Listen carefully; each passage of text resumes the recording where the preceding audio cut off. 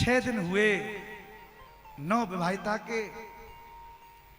16 तारीख को शादी भई और घूमने के लिए कश्मीर गए।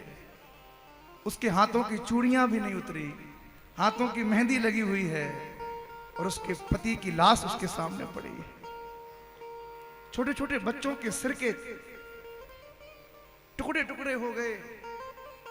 लोग आनंद में घूम रहे हैं, किस भाव में कह रहे हमारी सुरक्षा की जाएगी, हमारी रक्षा की जाएगी। लेकिन पता नहीं वो कैसी घड़ी, वो कैसा समय, बेचारे उन 26 अपराध लोगों ने अपने प्राणों को अपने घर में नहीं, अपने घर में नहीं कहां गंवाए। अरे घर तो छोटा सा है, जिस देश को हमने अपना हृदय मान रखा है, उस भारत देश में ही महाराज यदि हमारे लोग सुरक्षित ना रह पाए तो फिर क्या मतलब। इसलिए हम आप सबसे प्रार्थना करना चाहते हैं, अपनी रक्षा के लिए राम जी के चरित्र को पढ़ो, श्री हनुमान जी के चरित्र को पढ़ो।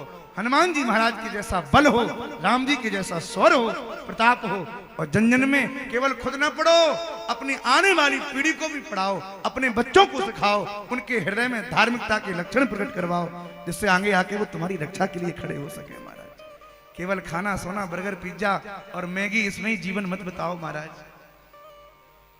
इनको भी कुछ अब वो समय दूर नहीं है, इसलिए हमको सावधान होने की।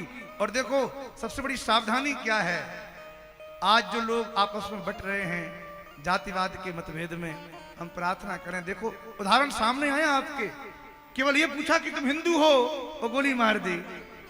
किससे पूछा कि तुम शुक्ला जी, चौबे जी, वर्मा जी, गुप्ता जी, पांडे जी, कौन हो तुम, राजपूत हो तुम, कौन हो, पूछा क्या?